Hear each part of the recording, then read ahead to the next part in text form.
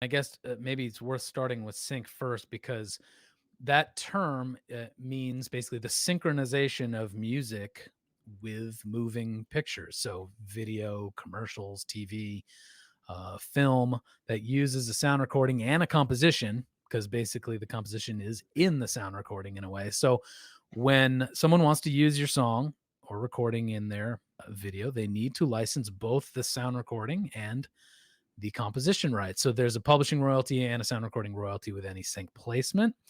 And that is something CD Baby also can take care of for you. We have a huge music licensing effort, and we've licensed songs to all the big streaming platforms and major networks and a lot of big films. So Yeah, I think why it's so important to call this out separately is because the strategy and the motivation, both by you as the artist and the person that needs the music, is very different than how we engage when we're trying to promote our music just to consumers and music fans.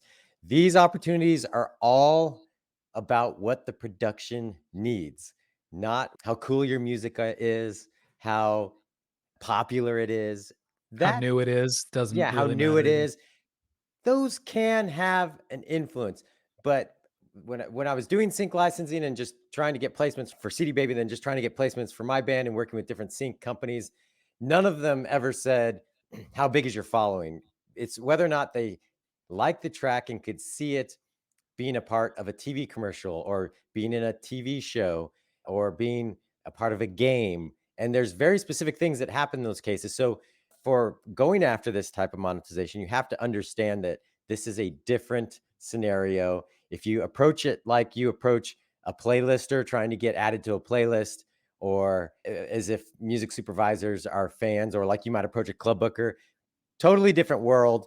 I was thinking, Chris, in the last episode when we were talking about cover songs, we mentioned covers on YouTube, and a lot of things that work there are things that are maybe you're a virtuoso on an instrument, or do this interesting sound, and part of the experience is hearing your interesting version of these cover songs. That can play in here for sync monetization as well, because oftentimes what we get at CD Baby is people looking for well-known songs, but they want a different, unique version of it.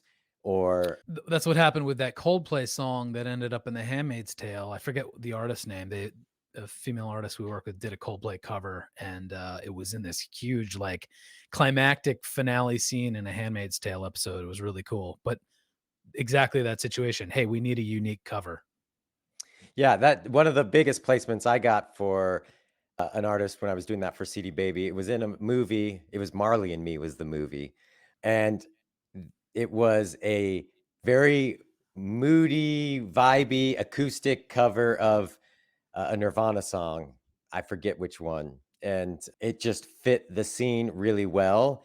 And I think that's probably something that everyone's seen a lot, whether it's in a movie. Oftentimes you hear a piano version, like the Pixies, that the piano version of their Oh, of, song.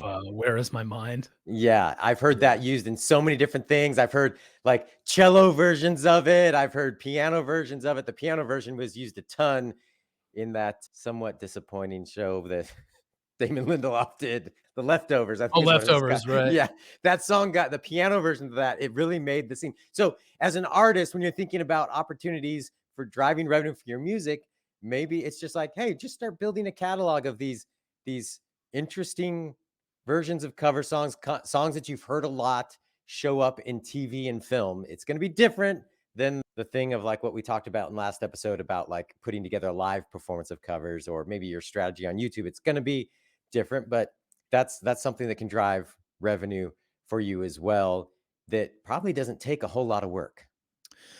Yeah, and the other side of this bucket we should talk about is social video, because Mhm. in a way I see it as this really interesting new form of revenue, but it's really not new. It's essentially like a sync royalty, but instead of looking like a sync placement, it almost looks more like a download or a stream or something. So it's this blending of on-demand music royalty payments and sync licensing, but essentially it's a sync. If you have a song used in a TikTok clip and it's 10 seconds long and it goes viral, those are all like micro syncs or whatever you'd call it. But I think that is certainly a world in which like how new and how cool something is can have a big effect in how viral it goes.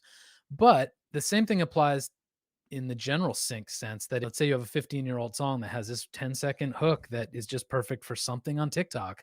It has every bit of chances going viral as something new. So I think the same sense of possibility is open in social video as well.